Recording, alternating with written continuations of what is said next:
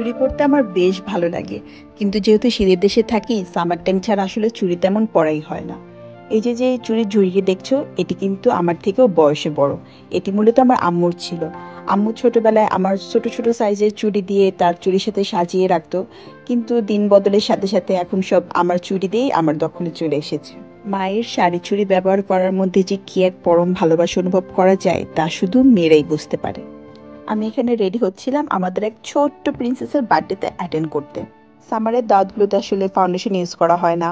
Face powder, blush on, mascara, lipstick and হাইলাইটারটা আসলে সামারে খুব ফুটে ওঠে, যেহেতু একটু রোদের ঝলকটা পাওয়া যায়। এবং সেদিন এত গরম পড়েছিল যে চুল স্ট্রেট করতে ইচ্ছা করছিল না। আমি আমার ন্যাচারাল হেয়ারটাই ক্যারি করে জাস্ট কয়েকটা ক্লিপ লাগিয়ে নিই।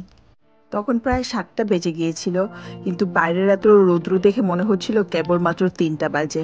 সামারের দিনগুলো এত বড় হয়, 9টা 10টা কখন কিভাবে বেজে যায় বুঝাই যায় না।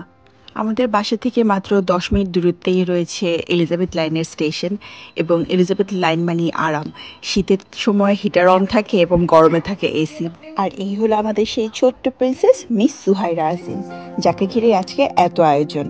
আজিনের বার্থডে পার্টির মেনুতে ছিল ডাল, সালাদ, কোরমা, চিকেন টিক্কা, বোরহানি রোস্ট, পাবদা মাছ, চুই ঝালের গরুর মাংস এবং খুবই মজার একটি কেক, যা কিনা আমরা দলচিবিতের থেকে অর্ডার করে থাকি আমাদের ট্রাস্টেবল কেক শপ। বিগত 4-5 বছর থেকে আমাদের যত কেক আসুক আমরা সেখান থেকে অর্ডার করি, এবং কেক যেই কাটুক, বার্থডে বয় বা গার্ল, ডিস্ট্রিবিউশন কিন্তু আমারই করা হয়। আমার করতেও ভালো লাগে। এই যে আমার ছোট্ট পাখিটা কি মজা করে কেক খাচ্ছে তার নিজের বার্থডে কেক। আমাদের এই বার্থডে পার্টিটার সমাপ্তি হয় একটি সাংস্কৃতিক সন্ধ্যার মাধ্যমে, যেখানে সবাই মিলে গান, কবিতা আবৃত্তি করেছে। তারই কিছু ক্লিপ আমি অ্যাড করে দিচ্ছি। সবাই ভালো থেকো, আনটিল নেক্সট টাইম, বাই।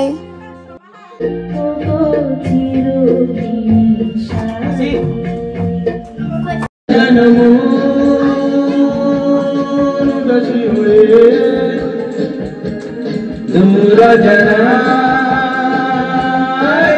हरते